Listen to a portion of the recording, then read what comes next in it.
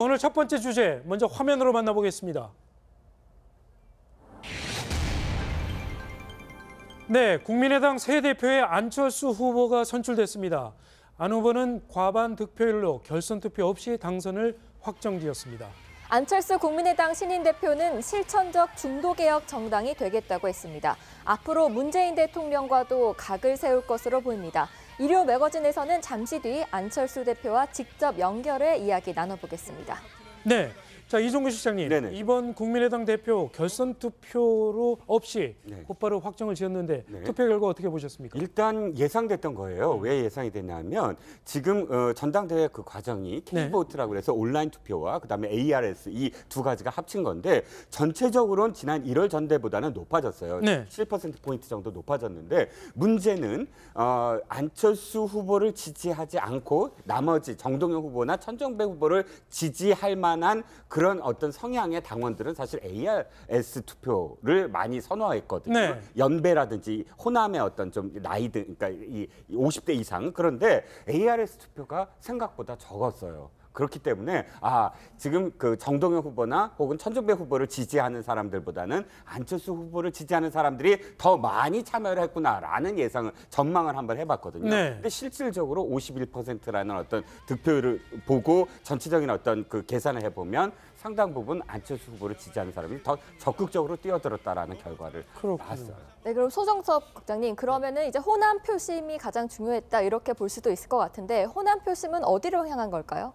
일단 지금 안철수 대표가 이야기했던 이른바 대한야당, 그 강력한 야당, 제2창당을 반드시 이뤄내겠다. 이라는 강력한 호소가 이제 호남 당원들의 마음을 일정 정도 좀 움직인 것 같습니다. 원래 그 처음 출사표를 던질 때 굉장히 출마 자체에 부정적인 여론이 많았던 것에 비춰본다면 한 번 더 안철수 대표에게 기회를 줬다. 뭐 이렇게 요약을 할 수 있을 것 같고요. 결국 앞으로 이제 안철수 전 대표가 이러한 당원들의 마음을 받아서 당을 혁신해내고 내년 지방선거에서 어떤 결과를 만들어내느냐에 따라서 안철수 대표의 향후에 어떤 정치적인 운명이 갈리지 않을까 그렇게 예상이 됩니다. 그렇군요. 후보별 득표율을 한번 좀 살펴보면은요.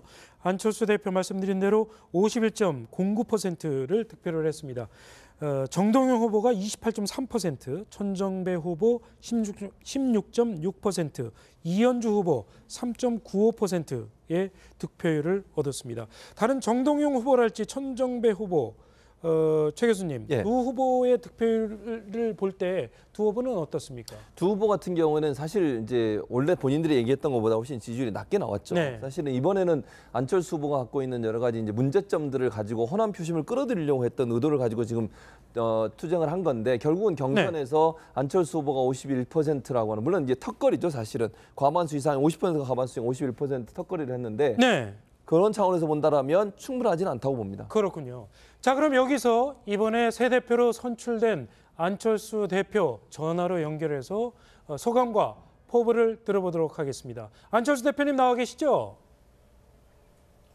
네, 반갑습니다. 네, 안 대표님 먼저 축하드립니다. 앞으로 한 달간 집중적으로 추진하실 세 가지 어떤 건지 먼저 좀 말씀을 해주시죠. 네, 저는 말씀하셨다시피 세 가지 적극적으로 추진하겠습니다.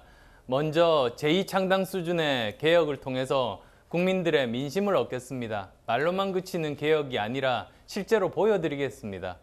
그리고 또 두 번째로 인재 영입, 특히 명망가 위주의 인재 영입이 아니라 각 현장마다, 각 지역마다 삶의 현장에서 열심히 일하는 분들 찾고 그분들을 지역에서 영입하기가 힘든 상황에서는 제가 직접 뵙고 영입하도록 하겠습니다.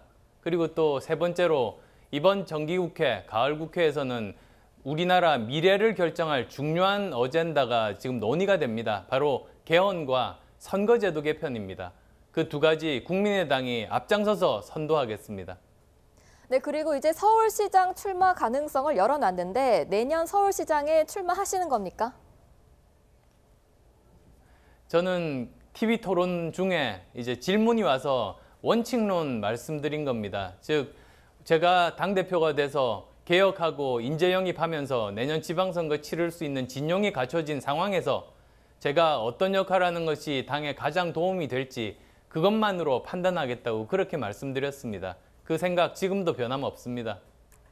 그렇군요. 대표님, 그 국민의당은 계속 바른정당과의 정책 연대 또는 합당 가능성까지 거론이 되어 왔습니다. 그 가능성 얼마나 높게 봐야 됩니까? 지금 국민의당이 그 사람으로 비유하자면 심장이 정지되어 있는 상태입니다.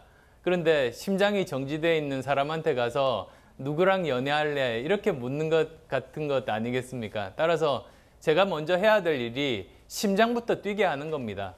당 혁신, 제2창당 수준이라고 말씀드린 것도 일종의 전기 충격을 줘서 우선 살려놓고 보겠다 그런 뜻인데요. 물론 정책연대에 대해서 열어놓은 것은 그건 당연한 그 국회의 그 활동의 일환입니다. 우리 당이 통과하고 싶은 법률이 있을 때 그 당 여러 당에 이 법률안을 통과시키려고 설득하는 게 당연한 그런 의정활동 과정 아니겠습니까? 네, 알겠습니다. 안 대표님 오늘 말씀 감사드리고요. 앞으로 국민의당 좋은 활동 기대하도록 하겠습니다. 감사합니다, 대표님. 네, 고맙습니다. 네, 자 이종근 시장님 지금 말씀드렸지만 제2창당에 준하는 그런 활동을 좀 해보겠다 이렇게 네, 그렇습니다. 예, 그 후보 시절에 말씀하셨던 부분들 거의 다시 이제 약속을 했는데 저는 이제 세 가지 중에 제2창당 인재영입 또 있지만 세 번째 개헌과 선거구제 개편에 총력을 기울이겠다. 네. 이 부분이 굉장히 눈에 들어와요. 왜냐하면 현 정부도 물론 이제 문재인 대통령도 지방 선거에 함께 개헌 투표를 하겠다. 그렇게 하겠다. 그래서 국회에서 이것을 논의해 달라라고는 했는데 국회에서 지금 제대로 개헌이 지금 이 논의가 이루어지고 있을지 그래서 네. 이 우리나라의 어떤 그런 그 선거 제도까지 포함한 그런 개헌이 과연 내년 6월까지 상정이 될 수 있을지 상당히 그게 지금 그 논의가 별로 없었잖아요. 개헌에 대한 어떤 그런 그 바람이 네. 별로 그렇게 크지 않았는데 안철수 대표가 이번에 뛰어들면서 과연 정말 개헌의 바람을 다시 한번 지필 수가 있을까? 그게 상당히 관심이 모아지고 있기 때문에. 소국장님, 그리고 오늘 이제 안철수 대표 수락 연설을 보면은 문재인 대통령과 민주당과 앞으로 좀 각을 세울 것처럼 얘기를 했거든요. 보면은 인사 같은 경우에도 코드 인사에 대해서 오만하다고 그렇게 지적을 했고요. 앞으로 좀 어떻게 보시나요? 그건 뭐 안철수 대표로서는 뭐 당연히 그렇게 갈 걸로 봅니다. 일단 첫 번째 아까 얘기했던 제2창당 수준의 버금가는 당개혁을 하겠다라는 부분과 지금 문재인 정부에 대해서 어떤 입장을 취할 것이냐 거기에 대해서는 이른바 독선의 어떤 기미가 보인다라고 네. 얘기하면서 특히 코드 인사 이런 부분에 대해서 굉장히 좀 비판적으로 얘기를 했거든요. 이런 부분은 결국 이제 국민의당의 생존을 위해서 당의 내부 개혁을 해가면서 외부적으로는 인재를 영입해가면서 한편으로는 내년 선거의 제도 개혁 이런 걸 꾀해가면서 외부인 문재인 정부와 각을 세워가는 모습을 보임으로써 내부를 단결시켜가는 그러한 이제 전략을 쓸 것이기 때문에 아마 지금보다는 훨씬 더 국민의당이 향후에 문재인 정부에 대해서 좀 매서운 여러 가지 그런 움직임을 좀 보이지 않을까 그렇게 예상이 됩니다. 그렇군요. 최진봉 교수님 예. 아무래도 바른정당과의 뭐 연대랄지 통합 계속 얘기가 나오고 있지만 당분간은 국민의당이 어찌됐건 자신들의 색깔을 분명히 드러낼 수 있는 그런 의정 활동을 계속 펴나가야 되겠죠. 그렇죠. 아까 지금 인터뷰한 내용도 그 얘기가 나왔지 네. 않습니까? 앵커가 물어보시니까 결국은 뭐 지금 현재 심장이 거의 정지된 상태에 있는 당을 추스리는 게 먼저다라고 얘기하고 합당 문제는 꺼내지도 않았어요. 결국 그거는 현재 당을 다시 추스르지 않으면 당이 어떻게 될지 모르는 상황 아니겠습니까? 지금 이번에 경선 과정에서 호남 출신 의원들과 여러 가지로 충돌되는 문제도 있었고 어찌 보면 다시 안 볼 사람처럼 이렇게 뭐 싸우고 이런 부분도 있었어요. 네. 그래서 호남에 있는 의원들을 다독여서 다시 하나의 몸으로 가는 게 중요하죠. 지금 현재는. 그리고 지금 안철수 지금 대표가 출마했을 당시만 해도 전대에 출마했을 당시만 해도 거기에서 반발하고 불만을 가졌던 호남 출신 중진 의원들도 있었고 또 김대중 전 대통령 계열에 있는 분들도 대부분 다 반대하셨지 않습니까? 네. 그런 분들 또 이번 경선 과정에서 안철수 전 대표의 반대편에 같이 의견을 같이 했던 원외 지구위원장들 이런 분들 같은 의견들도 함께 받아서 당을 일단 추스르는 게 먼저일 것 같아요. 그러지 않고서는 합당 문제를 꺼냈다고 하면 지금 이렇게 분란 상태에서 어찌 보면 당이 쪼개질 수도 있는 어려움을 겪을 수 있기 때문에 네. 지금은 합당을 얘기하기보다는 당을 추스르는 데 먼저 힘을 모을 것으로 생각이 됩니다. 네, 백 변호사님, 그리고 이제 반장 친구도 출마할 수 있다고 하면서 이원주 의원 출마를 했는데 결과 어떻게 보십니까? 사실 이원주 의원이 뭐 당대표가 될 거라고 예상한 분 한 명도 없으셨을 텐데 그러니까 말 그대로 참가하는데 의의를 두긴 한 건데 문제는 이렇게 당대표 후보에 오른다는 것만으로도 나온다는 것만으로도 외적으로 이제 본인의 존재감을 알릴 수 있는 거고요. 네. 정정 활동할 때도 그 부분은 충분히 도움이 될 것 같고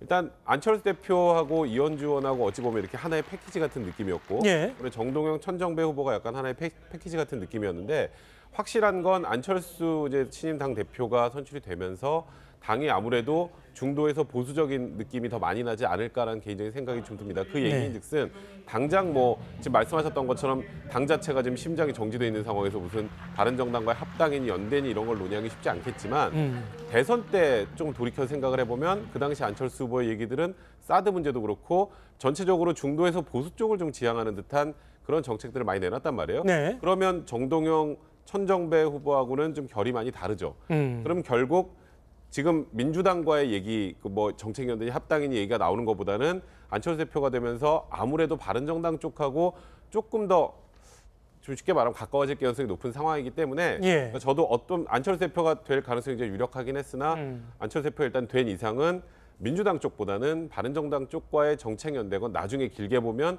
합당이건 뭐 이런 방향으로 진행될 가능성이 좀 더 높지 않을까 생각합니다. 그렇군요. 방금 백 변호사께서 이현주 의원의 대표 가능성 뭐 한 번도 생각하지 않았을 거라고 말씀을 하셨는데 어찌됐건 4%의 득표가 있으니까요. 뭐 그렇게까지 얘기할 건 아닐 것 같습니다.